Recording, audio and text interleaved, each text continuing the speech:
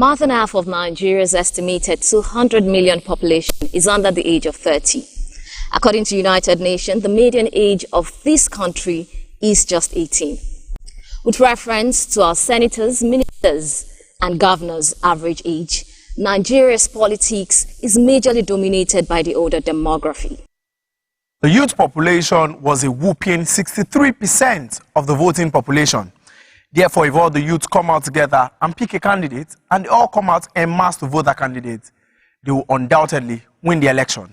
This is the Agenda Nigeria, and my name is Adeboye Samson. My name is Temitayo Balogun. And previously on the agenda, we dissected and we analyzed the topic, upskilling and the new economy, talking everything technology. Everything technology. If you missed that episode, you can catch it up on our YouTube, The Agenda NG. Follow us on Facebook, The Agenda NG, and also follow us on Twitter, The Agenda NG. And today we will be discussing the topic, Nigeria at 60. Redefining youth participation in politics. I'll be doing this in an interview session with no other moderator than our very own Abiodun Famujiro. Thank you very much, Omotobora and Temi. Welcome to the agenda. In today's conversation, are you looking for rulers or are you looking for leaders? Are you looking for those who are set to make a remarkable difference in your life in the place of governance? Or are you too busy being entertained to focus on matters that pertain to your destiny? We do not ask easy questions. Joining me in this platform is a gentleman that is interested and well-versed in the subject of governance and politics. We're talking about the sustainable dimension in nation building. Oluwafemi Oyewumi is his name. He's passionate about governance, he's passionate about leadership and service. Welcome once again, Femi. It's great to have you here with us. Thank you for having me. Let's get right into it. Okay. What is your perspective with regards to the young population of Nigeria, the youth, in the place of politics and sustainable leadership communication? Thank you very much. I think that the youth have been marginalized. I share that view because the youth have been marginalized. Yes. In the place. Hold on. See, I'm sorry, but I do not agree with you. Okay. How can the youths be marginalized? They have the voting power. You can see how many we are as young people. Where are we voting? We are voting in reality entertainment shows. Great number of young people do not have PVCs. They talk about governance. They talk about politics. They talk about responsibility, but we're not ready to rise up to the occasion. So why do you say they're marginal? Listen, Nobody will give you power if you don't take it. Thank you. I share that opinion with you on his side. But I will let you know that what you are sharing is very critical. And an average Nigerian does not know that truth. Does not know the truth? Yes. They don't know the power they have. And the reason why I said they have been marginalized is, if you look at the population of the youth, that constitutes 67% of the registered voters. So meaning that we have the power to even choose our own leader. But they have been, they have been sitting in a place of ignorance. And why? If you look at some indices that is affecting us in terms of poverty, if you take poverty for an example, the same people that you are talking about are waiting for the age generation to give them, so to say, how will I put it now, a compensation for them to sell in their vote. They don't have the right knowledge of the kind of power they have to take over that same position that I'm talking about. And that's why I said they've been marginalized. And how do we change the narrative? Okay. You need to get an adequate knowledge and train these same youth to refocus. Because right now, the focus has been in the place of what can I get for myself. If you talk to an average Nigerian youth, no one thinks about what can I do for Nigeria. They always think about what can Nigerian do for me. And if we still sit in the place of what can Nigerian do for me, you are not going to move forward after 60 years. And that's why I'm saying there is a need for awareness of the truth you've just shared. If an average Nigerian knows the truth you just shared now, we are going to be in a better place, because they will be stirred up to take over. And like you said, no one is going to give you power. In fact, we have not shown the 8th generation that we are responsible enough to be in power. Which brings us to the subject matter. In every political campaign, you find teeming youths. We form the large bulk of the population. We are the ones supporting. We are the ones in the rallies. But when it comes to active engagement and participation, I see Twitter warriors. I see social media warriors supporting one candidate against the other. But these are the same persons when someone from amongst us comes out and says he wants to run. In the last election, a musician, I would hold back his name. In fact, this is the agenda, and we don't throw small punches. Banky W is his name, Bankole Wellington. He decided to run for elective office. They mocked him. They joked. They made a jest of him. The man articulated his vision and his direction. They told him to go and sit down. If those same set of people will not vote, will not participate in who becomes their leader, is it not right to say that the leaders we're experiencing and the leaders we have is the leaders we deserve? So I would like to go a bit into details of that because, I was actively part of that election. The truth you need to understand is that the same set of people who asked Banky W to go and sit down didn't speak through their own mouth. They used the same youth against him. Tell me, what has he done in public place? We only know him for music, and they told him, go and focus on your music. What has he done in the public place? So when you are going into such seat, there's a need for you to have to have done something that people can see, what people can touch on. If you look at the constituency that he came from, and let's break it down a bit. He has spent few time in that place. He came about 6 months or 8 months down the line to convince his own people that he wants to go for that position. How many of the aged politicians have actually done something for their people before that time? So unfortunately, those people that you are saying they have not done anything, yes. The perception of the young is about what they can get into their pocket. And that's why I'm saying that character, honesty is one of the deficiencies we have among the youth. The youth you are referring to are not the youth that wants to take over and put the interest of Nigeria at heart. These age people have bought their loyalty over. So when you are saying that, what have they done? What they have done is put money in the pocket of those young people to go against the people that really want to change the narrative. All right. We must be careful not to generalize about young people because we have a significant amount of young persons who are doing something different. But we are talking about the participation that will bring forth sustainable nation building. Let's talk about that in politics. What must young people do? Now, I do not agree about the marginalization concept because, you see, there are certain things that we have deliberately empowered as young people in this nation. There are certain things that we've given excuses for repeatedly. Look, I will build road. I will give you water. There's a state in the Southwest. It's a fantastic state. It's a construction site. And right now, movement is challenging for the citizenry. But it's a good one in the sense that when the construction is all over, we believe that things will be better. Are we holding our leaders accountable? Are we asking the question? Because oftentimes when people want to ask a question, somebody says, keep quiet. Why are you asking that question? And then the people that used to ask questions once upon a time, they get to a place of influence, of relevance, of power, and they are quiet. And somebody says that when you are eating, you don't talk. Okay. Let me approach it this way, and I'm going to take a practical step. I visited my local government. I visited the chairman. I requested an appointment to see him because he didn't know me from anywhere, so to say. Somehow I was granted the audience to see him. And when I went into that meeting, I was there with one of the secretary, and he said, "What is the purpose of coming to visit me today?" I said, "I'm one of the members of this family." So I put my local government as a family. And I said, "This is what you wrote in your manifesto that you are going to do." And that was towards the end of his tenure. I said, "This is what you said you are going to do." And I accounted things that he promised to do and did not deliver. You know what he said to me? He said, "Get out of my office."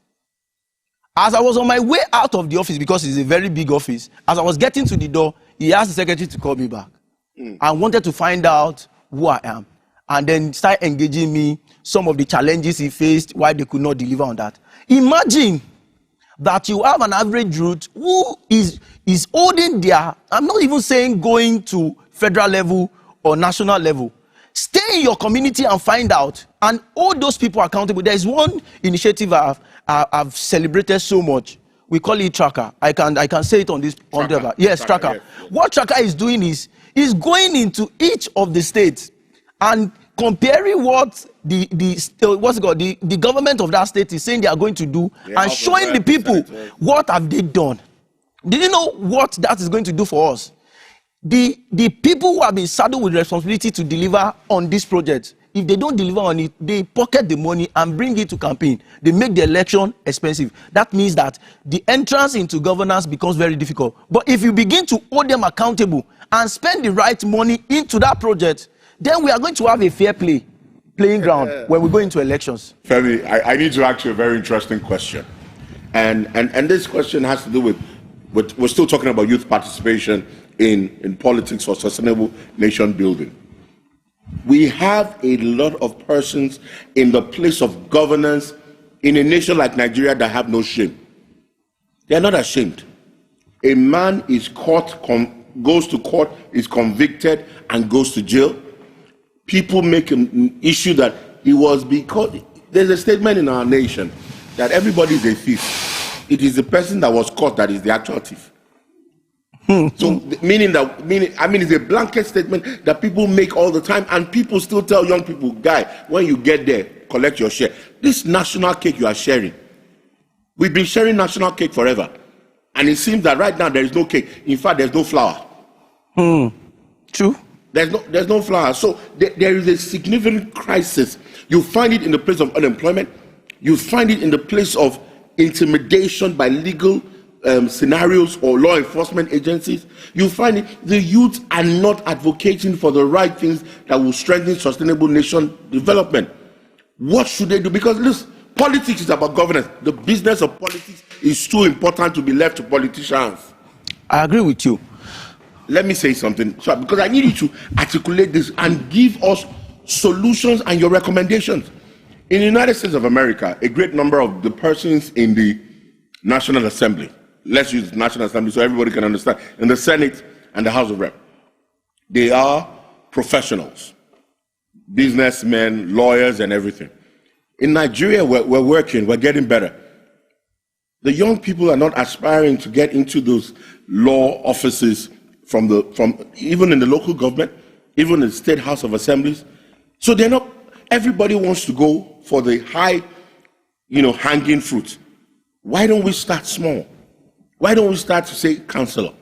In fact, why don't we start to put ourselves together and use our numbers? We're waiting. It seems that the young people in Nigeria are waiting for a magic wand, for something remarkable to happen. One Martin Luther King or Mahatma Gandhi to show up. And then when that person shows up, because the people that have put themselves forward, we told them to go and sit down. I mean, there's a young man that is advocating for things to change in Nigeria, and everybody says that when he's tired, he will sit down. What should we do right? And what are we doing wrong?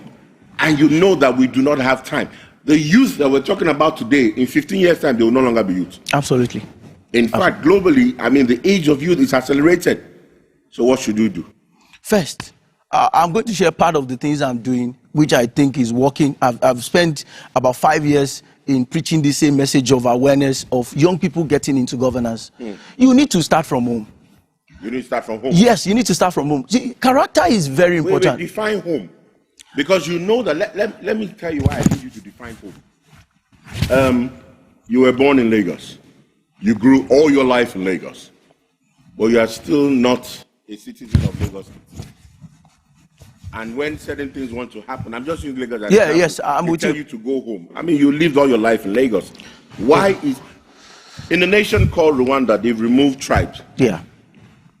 For the young people, when we engage each other, we still ask each other, what state are you from? Isn't that a stumbling block? Yes, it's a big issue. And you know what? The people, the age group who has been trained with that same system does not understand the value system of how that has become a problem to us. Are you saying that we're not teaching and educating and communicating enough? Because the subject of education keeps repeating itself. Because the truth is that if you take an average Nigerian youth and tell him what does it take to be a counselor, he doesn't have a clue. when you ask an average youth to say that, what are the deliverables, what are the qualities or job description of a chairman of a local government? You are using big English now. Deliverables, qualities. You need to simplify. The guy has not hit him. He's in secondary school. He's not sure he's going to make SS3. How can you talk about governance and politics? So this is we our have weaponized poverty in this nation. And that's the truth. True or false? Because the age people discovered. True. We have weaponized. Yes, I agree with you. Okay. Part of the strategy is when people don't have what to eat, it's difficult for them to think about leadership. What do we need to start doing differently? I say, come to home. Oh, what is home for me? See, home is where your people can see what you are impacting them. Let's separate the place of states now. If I live in a community and the community cannot have an impact of who I am or influence them in certain ways, then I'm not doing anything.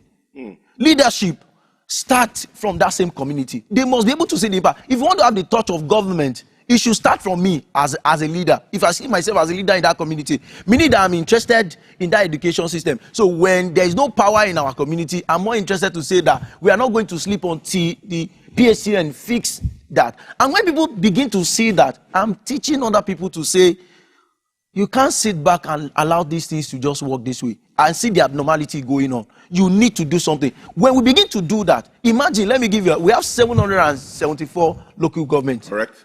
If you find 774 people with character, integrity, transparency, accountability, we are going to take over all the local governments in Nigeria. That's the strategy. When you find that local government, we find everybody in that local government. Same way we populate the National Assembly, the House of Assembly, that people, it's not juicy, so to say, because people don't put their eyes. Everybody wants to be a governor. Everybody wants to be the president. The same people you are referring to, if they go back home and show people what they can do, there is a CV to tie back to them. This is how you have developed us. This is how you have impacted our life from that grassroots. Soon enough, and the truth is that the change you are asking for is not wake up tomorrow to find that change. It is a process. It's going to take time. It's going to take collaboration of the people in there. I have more than 200 followers that are sold out into this business I've been selling, cut across different states. You just need to give us a little more time to see that impact. Because when you say that everybody is corrupt, we don't have that same language. I'm not going to get into power and begin to behave like them. Because the way I've been brought up, and I'm saying, in terms of my exposure, in terms of the development I've received, I cannot trade my name for money. And there are people like that in this same country who are going to say no. Mr. Yomi, I like your mouth is dancing. You are speaking, but you see, let's be. They say let's be realistic. Let's talk. We're talking about redefining youth participation. Is it not in this nation we saw some people? They spoke. They told us what we were meant to do. They told us what they would do when they got there. They got there, and we did not recognize them. Why did we not recognize them? Because money came into the existence of their configuration, and we lost them. Unfortunately, when you look at that fraction of people who are privileged, take for an example, an average parliament in Nigeria currently is age 53. Parliamentarian? Yeah, parliamentarian is age 53. These are people that are built in the same system. How did they get there? Look at the process they passed through in getting there. You need to define some of the processes that made these people. If I have spent 70 million to settle pockets, and when I get there and I'm getting the constituency fee, don't you think I'm going to keep part of the money? I don't know. Maybe when you exactly what I'm saying. So if you have people who will say no to settling those systems, if you build a structure and you look at our legal framework to say, let there be transparency in our electoral processes. I've given you one of the ideas that we are using now to monitor, because there is need for monitoring. You don't wait till when the election is coming. You need to start monitoring. How did they gather those money that they are using in election? You need to monitor those things. If you can, put things together, monitor them, show transparency in how they are content. In fact, I was speaking with some people that there's a need for us to have the youth national parliamentaries. Because the policies... National youth parliamentarians. Yes. Hold on, Mr. Ayomi. You were in, you went to university where there was student union government. Have you not seen the dramedy of student unionism? The things that are happening. Some persons have opined that even some youth will be made much worse when they get into places. I do not agree with that. You don't agree so with when that? he's referring to youth, what kind of youth is he referring to? Because they are the same age. In fact, when you go to the age group, is it all the age group that are corrupt? There are still people of integrity. I've met some of them. I have some of them as role model. So. I have some of them as a role model that stand by their integrity in this same country. Okay. There is no, in the Nigerian constitution, we're talking about redefining youth participation. In the Nigerian constitution, there is no independent candidate. If you're going to run in an election, you need to belong to a political party. We have two major political parties in Nigeria. People have opined, they've said different things about them. And, a recent election was very dramatic. 4 years before, they were on different sides and they spoke about each other. 4 years later, they were on different sides and, someone won. What about the political party structure? Because, when you get into a political party, they tell you, how old are you? Say 20. You're a young man. 22, you're a young man. Why don't you wait for like 15 years? Oh yeah, do this, carry that. And you walk through the system, paying your dues. But the question is, will you ever be given a chance? So, when are we going to celebrate a 40-year-old with integrity and character that know? Now, some states in Nigeria, they already have 35, some states in Nigeria, they have those young people who are redefining things. I know a commissioner of finance, in the Southwest, he's doing remarkable things. He's very young. But what is the population? If the population of those who are exceptional in a nation, they are few. We have too many few good men and women. What difference will they make of the youth participation? Redefining it, what difference will they make? So let me approach it this way. When you talk about the two major political parties, yes. let's go back a bit to 2019. I was actively involved in that election. One of the failures of the new, vibrant, young, dynamic leaders that we are hoping for failed to collaborate. Failed to collaborate. Collaboration is the new competition if we want to thrive. I've always said this to people around me. You can't go to fight a man who has built up let me call it, he has built up a kingdom for 60 years and you want to show up in six days to pull down the work of 60 years. You are a joker.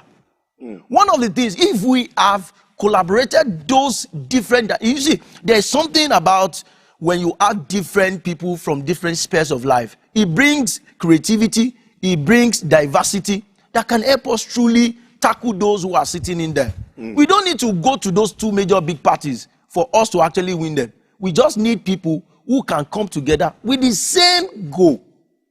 Because it seems they have their own agenda for Nigeria and they refuse to see other people in that same agenda. If we continue, come 2023, we will not be able to stand against those people. What do we need to do differently? We need to come together. We need to lay aside our differences. Like you said, the state, the tribal, discrimination is so much. You want to go into the gender part, only 27 females are in the parliamentary as we speak. 27 of them in over 400 and something people seated there. Again, you need to begin to think, do we have women in different spheres or in other sectors that are doing well that can help us in changing the narratives of what we have in now? We need to, yes, so we need to get those people together. We need to onboard those people together for us to fight against those people. If we really need to make a change. Femi, thank you. We're in the year 2020, and it's been the most remarkable year. In 3 years' time, there will be another general election in Nigeria. When should the youth start activating the engagement that they need to start activating? My answer is now. Now as in now? Now. You need to start now. If you are listening to me, first I want to ask you, do you know the councillor of your constituency? Do you know the senator by name? I'm not even saying, do you know who they are? We have committed, it's a very. You're asking high things. Why don't you ask, do you have a PVC? Exactly. Do you have Because a voter's card? that's the starting point. And then even when you have that voter's card, are you willing to go out? You know, in the last general election, I saw women age about 65 and 70 during the election. After they finished voting, they sat down there. He said, Mama, go home. He said, no, I'm not going home. I was told that I must not go until my vote is counted. And you find young, educated people and sitting back at home, and when you ask them, why you know how to vote? He say, my vote doesn't count. That is ignorance. Part of the awareness we need to give to our people is that your vote really counts. Ignorance is too expensive. Yes, we have 67 people who are 67% who are registered voters in this same cadre of youth we are talking about. If all of us have the right knowledge that this vote really counts, the 8 people have no other means than to join into the force. Whoever we are saying needs to be in power in whatever levels of government, they will win the election. Femi, you have spoken in a very interesting and provocative manner. I firmly believe that those who are watching us wherever you are, you're learning one or two things and you're being provoked in the depth of you. This is still the agenda. And we want to say that, displayed on the screens at a certain point in time will be the social media handles of the agenda. We need you to be part of this conversation. We need you to take this conversation into the positioning of execution. Talk. The agenda is not just about talk. You can hear repeatedly Femi is saying that I am doing something, I am involved, I am making something happen. You know, a lot of people are going to wake up in 2022 and say, oh yeah, let's start advocacy. Your advocacy is late. Your advocacy is late. A lot of people can talk right now, but they choose not to talk. There is a time when silence is golden. There's a time where silence is criminal. There's a time where silence is invalid because your generation that is coming after you will ask you, when this was happening, what did you say? When this was happening, what did you do? So these are fundamentals that we need to talk about because the youth, we have a lot of work to do. Absolutely, I agree with you. And education, like you mentioned, is very important because ignorance, if the people do not know, you know, wherever you are, you need to stop collecting bags of rice, face cap, T-shirt, gallons of granite and palm oil. For how long will you collect? It is not going to sustain you for the next 4 years. Absolutely. It's not going to work for you for the next 4 years. We need to also subject our leaders to debate. Some leaders avoid debate. Because they don't have any vision for us. There is no plan for us. But some that avoid debate, they end up winning the election. Again, you need to go back to the process of winning that election. You need to go back and check the process of getting into power. It's uncalled for in a nation you have more than 1,000 professors and you are finding someone who is assuming a position of a governor without a school cert. When the constitution says that the minimum requirement is a school cert. Femi Oyewumi, our distinguished viewers wherever you are in the world and in the nation Nigeria, we say thank you. It has been a very sobering, serious, determined, impactful conversation I have been having with my panelists here. We're going to be handing over back to the coordinators of this session, the MCs, for the continuation of this engagement. But wherever you are, please note, time is of the essence, and this nation needs you and I. Get off your feet, get off your seat from the place of complaining and do something. My name remains Abiodun Famujura. It has been a great delight being with you today. Thank you. It is time for less of talk and more of action. That was a very insightful one. You know, charity begins at home. You determine the kind of leaders you have. Thank you very much, Abiodun Famujura. And thank you so much, Femi Oyewumi. The conversation continue online. Follow us on Facebook, The Agenda NG. Subscribe to our YouTube channel, The Agenda NG. And also follow us on Twitter, The Agenda NG. Thank you very much for watching The Agenda. Do enjoy the rest of your day.